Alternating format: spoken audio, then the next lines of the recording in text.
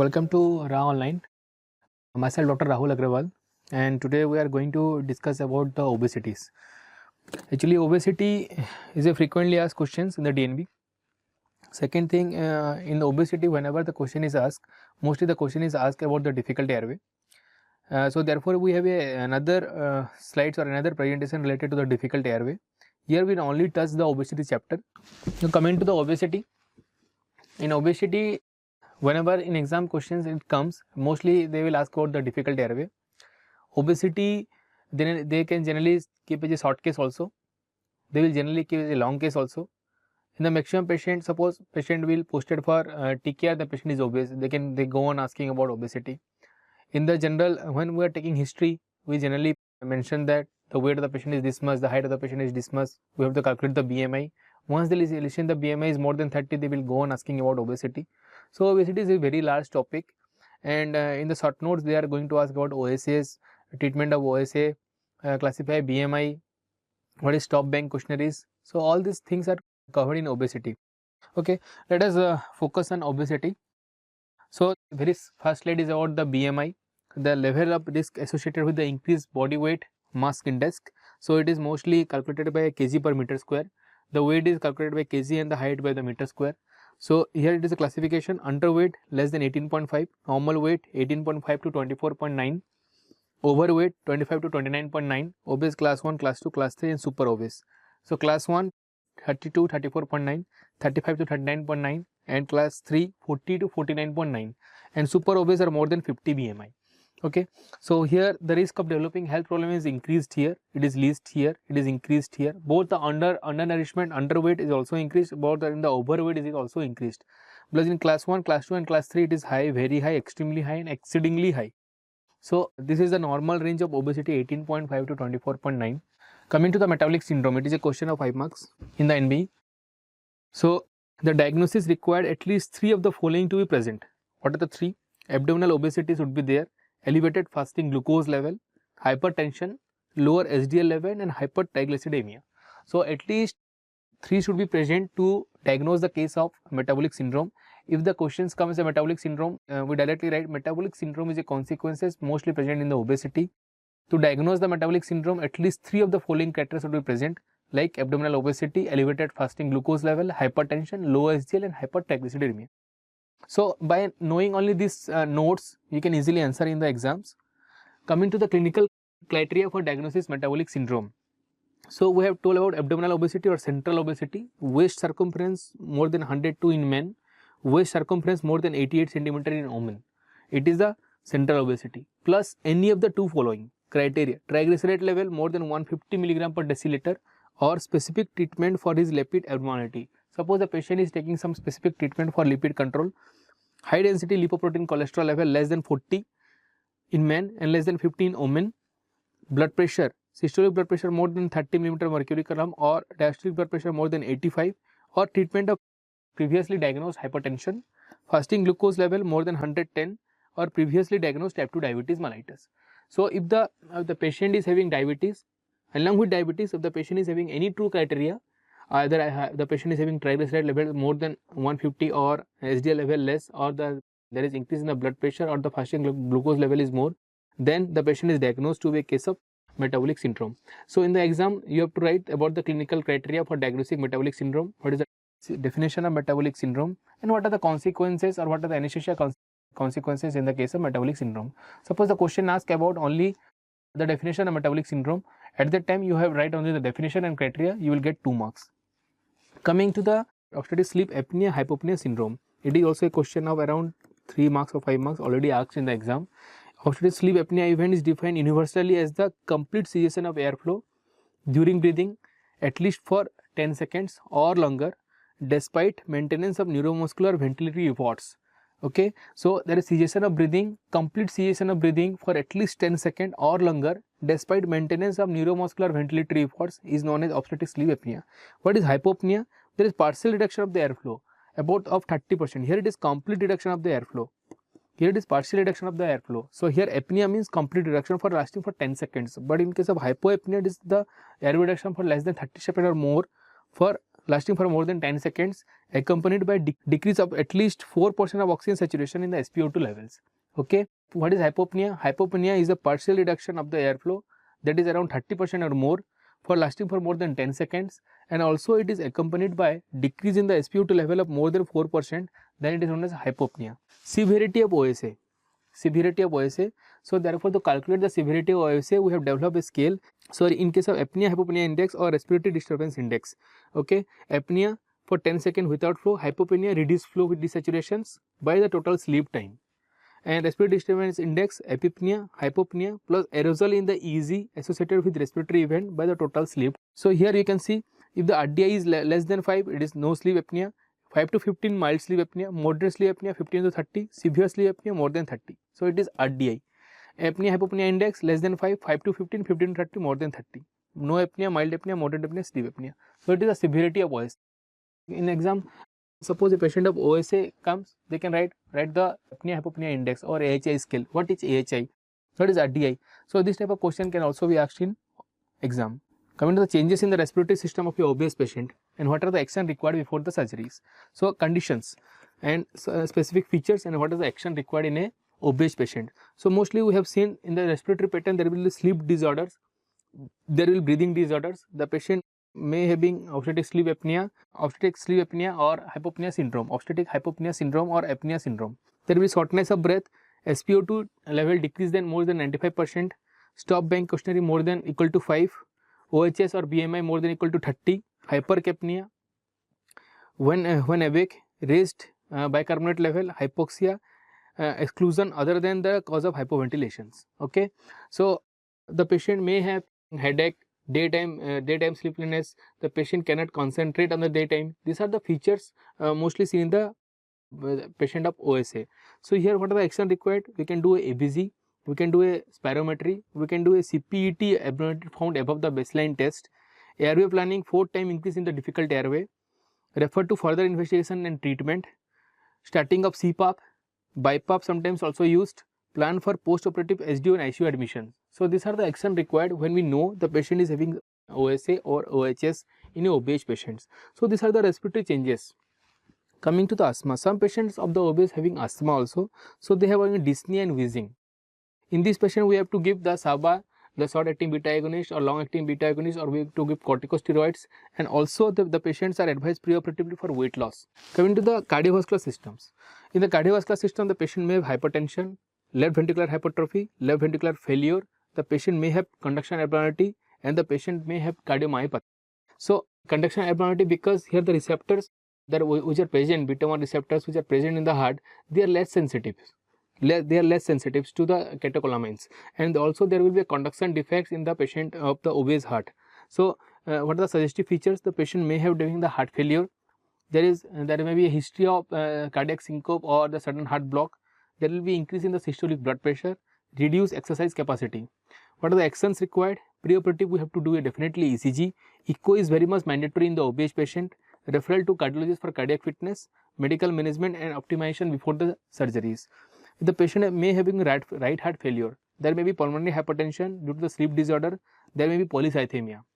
Reduced functional capacity, difficult to access in obese patient, inability to achieve 4 METs, metabolic equivalents, indicate fitness and low risk.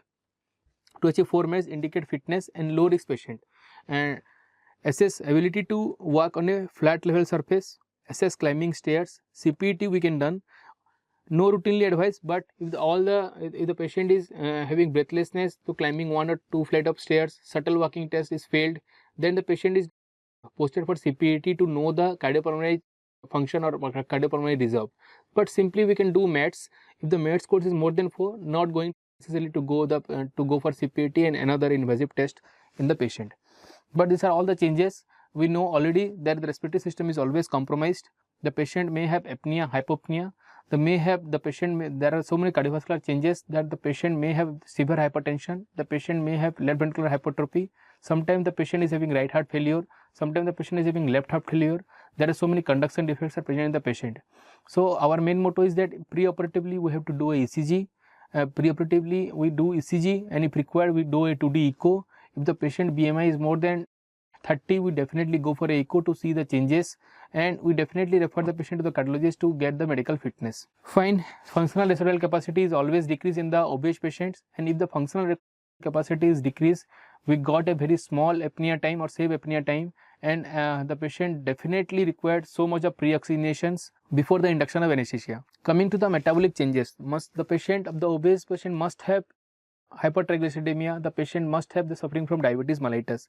So that is dearranged serum glucose level, increased HbA1c level, and associated complication of diabetes, like the patient may have diabetic neuropathy, nephropathy, or retinopathy like that, and the patient having macrovascular complications of the diabetes, the patient may develop autonomic neuropathy. So these things should be ruled out when we induce the obese patient. Optimize glucose control, avoid delaying surgery based on the HbA1c level. In the elective surgery, we can avoid or delay the surgery, and we can optimize the HbA1c level.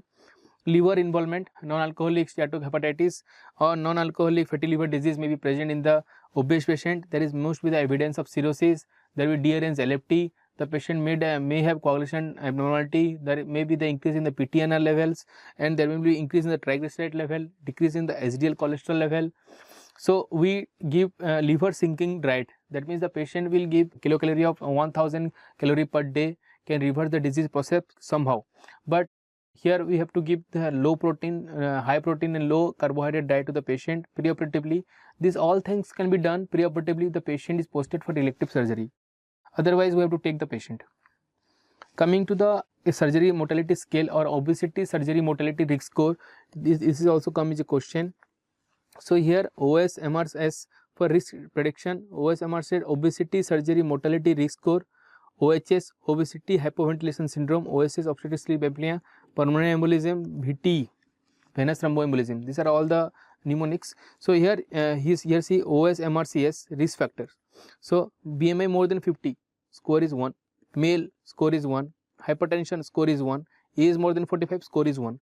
Risk factor for pulmonary embolism, previous venous thromboembolism, perioperative vena cava filter we can apply, OSA, OHS, right heart failure, pulmonary hypertension, this maximum 1 score. So the score can be used to plan the need of post-operative care. A score of 4 to 5 indicate high risk the patient and should be prompt consideration for post-operative admission to the critical care unit. It is the OSMRS score is mostly for to predict the post-operative care of the patient, and if the score is more than 4 to 5 or more than 4, we can push the patient to the ICU, and this patient, obese patient, has the chances of developing deep vein thrombosis and venous thromboembolism when this OSMRS score is more than 4. Coming to the stop bank questionnaires, in the stop bank questionnaire it is a pre-op scale. Here we look the parameters like snoring, the patient is having snoring or not, the patient is tired or not, observed for any stop breathing or choking or gasping type of sleep, pressure, do have any being treated for high blood pressure or not, BMI, what is the BMI more than 35, age is more than 50, neck size more than 60 inch or 40 centimeter or larger, gender is male. If the question is yes, so we can calculate the score. Here OSA low risk it is 0 to 2, intermediate risk 3 to 4, and high risk it is 5 to 8. So stop bank questionnaire is asked in the OSCE, it is also asked in the theory paper. Write the stop bank questionnaire, simple. Snoring, tiredness, observe for the choking breathing, pressure for high blood pressure, age more than 50, neck size more than 16 inch or 40 centimeter, gender is male or female. And what is the prediction? Low risk 0 to 2, intermediate risk 3 to 4, and high risk it is 5 to 8. High risk for what? High risk for surgery. Rapid sequence intubation. Rapid sequence intubation is thoroughly comes in exam, and it is a favorite viva questions for the examiner. What is rapid sequence intubations? We have two types of rapid sequence intubation. Classical rapid sequence intubations done earlier. Nowadays we are doing modified rapid sequence intubation because we have more potent drugs and newer neuromuscular blocking agents, newer neuromuscular reversal agents. So therefore we are doing modified RSI right now, and previously we are doing the classical RSI. Rapid sequence intubation is a method of achieving rapid control of the airway and minimizing the risk of regurgitation or aspiration of the gastric content. Suppose the patient comes to the OT, suppose the head injury patient, the patient is taking the sufficient amount of dinner only 1 hour before, and on the way the patient develop a sudden accident and the patient is posted for deconceptive craniotomy. For extradural hemorrhage or subdural hemorrhage or anything like that, the patient is posted for craniotomy. Or suppose the patient has eaten some foods and the patient develop peptic perforation and the patient is posted for OT. In this situation, we do the rapid sequence intubation. In case of rapid sequence intubations, we induce the patient very smoothly, very fastly, and we achieve the airway within 15 to 30 seconds. So here we give the drugs which are very short acting with the rapidly acting, and here we paralyze the patient with the neuromuscular blocking agents which are very fast and rapidly acting drugs. So coming to the classical RSI, in the classical RSI, emptying the stomach via a gastric tube which is then removed. So whatever the patient is taken, it is removed by the gastric tube. We give sufficient pre-oxygenation, positioning the patient with supine with a head down tilt position, induction of anesthesia with barbiturates, thiopenton, or volatile or rapidly acting muscle relaxant like succinylcholine. So in case of classical RSI, we induce the patient with thiopenton only, we induce the patient with succinylcholine only. Application of the required pressure is must to prevent regurgitation. Laryngoscopy and intubation to the trachea with cuff tube immediately following fasciculation. So we intubate the patient with the cuff tube, we definitely apply required pressure, we will induce the patient with thiopenton and with succinylcholine. We give definitely pre-oxygenation and we remove the content of the stomach with the nasogastric tube. But in case of modified RSI, omitting the placement of an esophageal tube or nasogastric tube, supine or ramped position can be used. Titrate the dose of induction agent to loss of consciousness only. Use of propofol, ketamine, midazolam or intermediate to induce anesthesia. No need to go for thiopenton only. Use of high dose of rocuronium as a neuromuscular blocking agent in spite of succinylcholine, and omitting record pressure. These are the changes which are done in the classical RSI to form the modified RSI. Okay, so it is a question, it is an exam going question. Name the difference between the classical RSI or modified RSI. Vivas also sometimes they ask about what are the changes has been done in the recent year, or what are the changes in the classical RSI, and what are the steps in the modified RSI. Coming to the steps of rapid sequence intubation, what are the 9 P's? Plan for rapid sequence intubation. Whenever a patient of unfasted patient comes to the OT or come to the emergency room and we are planning to take the patient to the OT, we are definitely having suppose plan for the patient. Preparation. What are the preparation? Drugs, equipments, peoples and place. Place maybe OT, people, technical persons, equipments, all the airway equipments we have to prepare, and all the drugs. Protect the cervical spine. Most of the time when the patient is having head injury or blunt trauma abdomen, there may be suspected spine injury in the patient. So we have to protect the patient's spine. Positioning. Some do this after paralysis and induction of anesthesia. So positioning is very important. Pre-oxygenation. There will be sufficiently pre-oxygenate the patient. If we sufficiently pre-oxygenate the patient, we will get safe apnea time for about 7 to 8 minutes. So therefore pre-oxygenation is very much vital and should be done in the rapid sequence intubation. Pre-treatment, it is very much optional. Example, entropine, fentanyl and lidocaine to sedate the patient. Paralysis and inductions, placement with proof, post-intubation management. Placement with proof in the sense to place the endotracheal tube in the trachea and with a proof that either it is CO2 or the visual inspection like that, and post-intubation management. Coming to the indications for rapid sequence intubation. On fasted patient we have already told, or the patient of unknown fasting status like trauma patients, patient undergoing emergency surgeries, or in resuscitation of patient with a reduced consciousness level. If the patient is having reduced consciousness level, we can also do RSI. Known case of gastroesophageal reflux patients, hiatus hernia patients, autonomic gastroparesis patient, history of gastric bending surgeries patients, Parkinson, diabetes, and the patient with severe administrations of opioids. These are all the patients are indications for RSI. Here all the things you mark, these all the patients are prone for gastric aspiration. So to prevent gastric aspiration and to achieve the airway, we are planning RSI in this patient. Pregnancy, whether status is known or not known, we always consider pregnancy as a full stomach. Why? We have already discussed in the obstetrics. From the second trimester onward, we always suppose that the pregnancy patients are full stomach patients, and we do RSI in such patients. Coming to the equipments required for RSI. So here it is a beautiful mnemonic, SOAPME, SOAPME. So suction is therefore suction is the first device to be required in the OT when we are going to induce for RSI. At least one suction, working suction placed in between the mattress and bed. Oxygen, NRBM, back mug ventilation attached to 50 liters per minute of oxygen, preferably with nasal prongs for apneic oxygenation. What is apneic oxygenation? We will discuss. Airway, all the things related to the airway, oropharyngeal airway, laryngopharyngeal airway, all types of laryngoscope, all types of ET tubes, all types of face masks, all types of supraglottic airway devices are make ready. 7.5 ET tube with stellate or buoy, stellate, blade, Miller blade, handles, backups like surgical kit should be available. Have video laryngoscope, LMA and buoy at the bedside. Pre-oxygenate the patient for around 7 to 8 minutes, we have already discussed. Monitoring equipments and medications. Cardiac monitor, pulse oximeter, BP cuff, NIBP, IV line medications, draws are ready to use, and also end-tidal CO2 to confirm the placement of the tube. Coming to the another mnemonic, that is known as oxygen marbles, oxygen, mask, airway adjuncts, RSI drugs, back mask ventilation, and laryngoscopes, ET tubes and suction. So you can either way you can mug up oxygen marbles or soap, ME, what may be required, but equipments required for RSI will definitely ask in Viva. Coming to the induction agents of choice.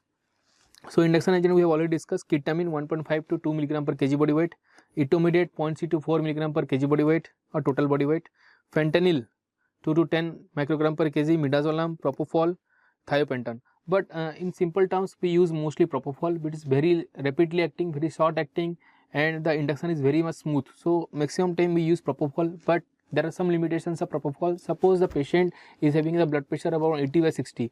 So in this patient we cannot use propofol. We cannot use thiopental. We can either go for etomidate or ketamine. So depending upon the situation we change the induction agent. It is not like that thiopental should be used always. So therefore we have changed the classical RSI to the modified RSI depending upon the patient condition.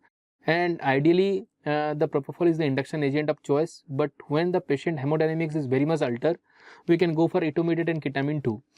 Okay, coming to the neuromuscular blocker agents, these two neuromuscular agents are always used, soxamethonium and rocuronium. Soxamethonium has its own complications, like it will cause fasciculation, it will cause so much of potassium release. So and there are other complications also. So we are not using soxamethonium right now. Before that we are using soxamethonium because soxamethonium is very much short acting and the effect lasts for around 8 minutes. After 8 minutes, if you are unable to ventilate the patient or unable to intubate the patient, it hardly matters. The effect of the soxamethonium goes off. But coming to the rocuronium, now we have sugammadex with us, so we can achieve the complete neuromuscular blocker in 62 seconds or 90 seconds with the proper induction dose of rocuronium. When we induce the patient with rocuronium of 1.2 mg per kg body weight, we can achieve a good relaxation in 60 seconds or 30 seconds like that. So rocuronium can also be used.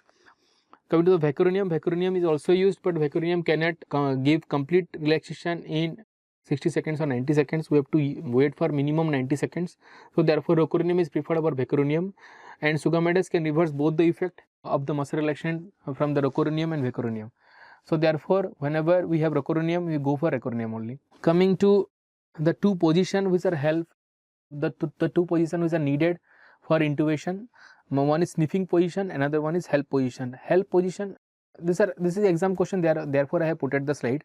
Sniffing position, we do the flexion of the cervical spine and extension of the atlecno-occipital joint. But when the case of cervical fracture, we cannot do this flexion of the cervical spine. We have to intubate the patient in the neutral position itself. Coming to the help position, this help position is nothing but head elevated laryngoscopy position.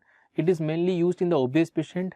By using this position, we can align the oropharyngeal axis or this pharyngeal, laryngeal and oral axis in a single plane.